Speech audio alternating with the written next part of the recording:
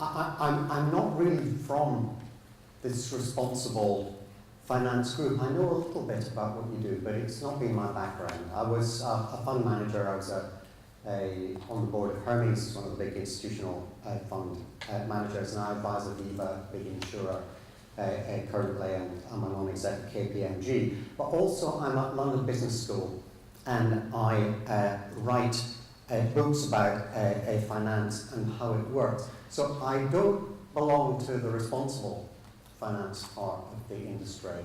I belong to what I think most people would describe as the mainstream part of the finance industry. I think the danger, though, is if I'm not part of the responsible finance industry, I might actually be part of the irresponsible finance industry. And if I am, then I think that Theresa May has got a problem. And she's got a problem because she made that speech at Downing Street, you'll remember, about how this was going to be a government for everybody, not just for the powerful few.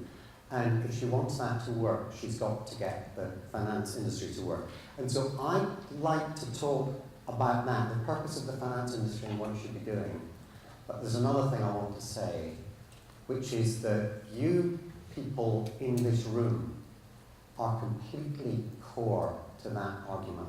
And I'd like to explain why I think you are so important. This is my, what would I say to Theresa May about what she should do with the finance industry if she wants to be successful. So she should start by asking what the purpose of the finance industry is. You know, try this when you go home. Ask at a dinner table when you get people who are not financiers what the purpose of the finance industry is. I'll bet you, especially after a couple of glasses of wine, you'll have a brilliant argument. And most of it will finish with, it's there to make other people money. Actually, to make other people money out of my money. I've tried this with politicians as well. You ask them, what would you like the finance industry to be? And you have this blank that comes over their face, and then an awful lot of talking, and not very many answers. And here's the thing, I'm at London Business School now, I'm not really an academic, but if you look at the academic literature on what is the purpose of the finance industry, it almost doesn't exist.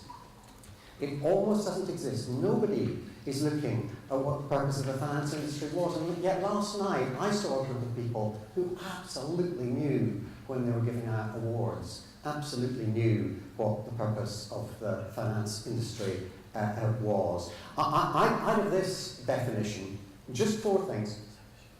We need somewhere to keep our money safe. We need to help transact. We need to be able to share risk. And we need to be able to intermediate. Taking money from point A where it is to point B where it's needed. By the way, these are really, really important functions. I'll come back to them. But I'm treasurer of Oxfam. I went a few years ago to Haiti. In Haiti, the banks don't keep your money safe. So everyone saves into a pool, and at the end of the month, they take the money out, because that's the only way that they can get enough cash together to be able to buy something that's a little bit more expensive. And that's very typical of what it is that happens in places where you don't have those sorts of systems. And I could go on and on about how important all of these things are, but that's not where I want to go. Where I want to go is to talk a little bit about where I think we made a big mistake about how you do these things. Because you see, I think when you ask people about finance, they think that this is a world that's made up of Bob Diamonds and rich bankers. And they'd go back through history and they'd say, you know, the pioneers in finance, well, they're the de Medicis. By the way, that's Giovanni de Medici. He started the banking family from 1360, that picture. Or Rothschilds, who financed the Suez Canal. That's Lionel de Rothschilds there. And a typical financier is a bad guy. I have to say, my illustration here, I was a little bit worried who I chose as the bad guy. For those of you who don't recognize him, he's Henry Potter from It's a Wonderful Life. He's the bad banker in It's a Wonderful Life. Or they talk about Wonka. This gentleman here, with his £100, as you know, at the end of the year, he'll have to pay back £1,200. And if he does that over the next 12 months, that's half his pension gone for the next year. They're the people that we think are running the finance industry. And therefore, it's easy for us to explain why LIBOR goes wrong, why we use PPI, why all these things happen, because there are some people who are inclined to do the wrong thing but we accept that probably they're doing quite a good job of getting money from point A, where it is in the real world, to point B, where it is outside the real world. But here's the thing. There is one piece, only one, that I can find in the academic literature that actually looks at whether or not the traditional, the mainstream finance industry does a good job in intermediation of taking money from point A, where it is, to point B, where it's needed. And it's a French economist, he's based in New York. He said, look, what I can do is I can look at how much money is being taken from the real world in savings and then invested back in the real world, and I can look at what the cost was of the finance industry, how many people were employed in it, how much profit did it make, how much did it pay. And I can track that over years and years and years, so that if bad lending took place, it will all come out in the wash. Here's what he discovered. Between 1880 and about 2010, you can see he's tracking the proportion of the GDP that is on the left-hand side, that is being spent on the finance industry, and the proportion of the GDP that comes from our savings and then is lent out again. And you'll see that they track each other. Now, between 1880 and today, of course, in America there have been huge productivity increases, about 10-fold productivity increases. So you would expect that that ratio would be going down, and the cost of taking a dollar and lending a dollar in 1880 would be much higher than the cost of taking a dollar today and lending a dollar today. But this is what Philippon found, that there was no increase in productivity whatsoever. Absolutely none. That in terms of the fulfillment of its purpose, on the best evidence that we have, not only do we have the crisis of 2008 and the mis-selling, this entire industry simply isn't doing its job well. It's a bit like medicine was 200 years ago. You know, we used to have lots of cures for patients that we take blood from them, for example. The problem was there was no evidence it's curing the patient.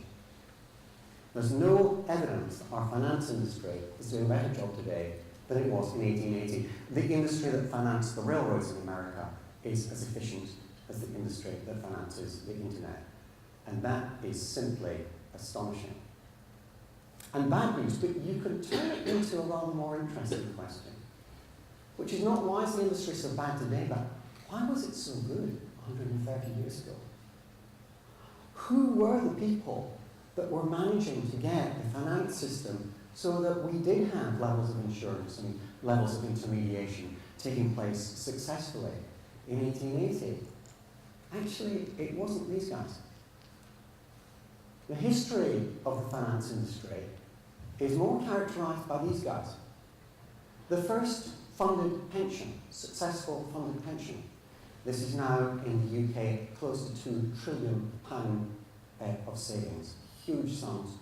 Wasn't a greedy banker. He was a Scottish minister. There were two of them, Wallace and Webster. That's a caricature of him preaching at the toll booth in Edinburgh in the 1743. The first savings bank, again, was founded by community action. The first agricultural bank in Europe, Raffeson, was the founder. There are Raffeson Bank, Rabobank, for example, is quite large in Holland, all over Western Europe. And remember, the hero in It's a Beautiful Life was not the bad guy. The hero, of course, is James Stewart as George Bailey. It's a feel-good movie because the finance industry actually did its work properly. And my final picture, you may recognize, is Muhammad Yunus. He won the Nobel Peace Prize. He won the Nobel Peace Prize because he loaned money to poor people, to poor women, to transform their lives. He loaned money to poor people. He did what Wonga did, what Wonga does. It lends money to poor people. But he did it with purpose, and he won the Nobel Peace Prize. Look, here's the point, I think, of what I would say to Theresa May, standing from a platform talking about responsible finance. Is responsible finance is not some offshoot of mainstream finance. It is mainstream finance. It is the purpose of finance. But what you're doing in this room, with £250 million, I think I read in your annual report given out, is incredibly important, But there's a £35 billion gap in small business lending between 2011 and today.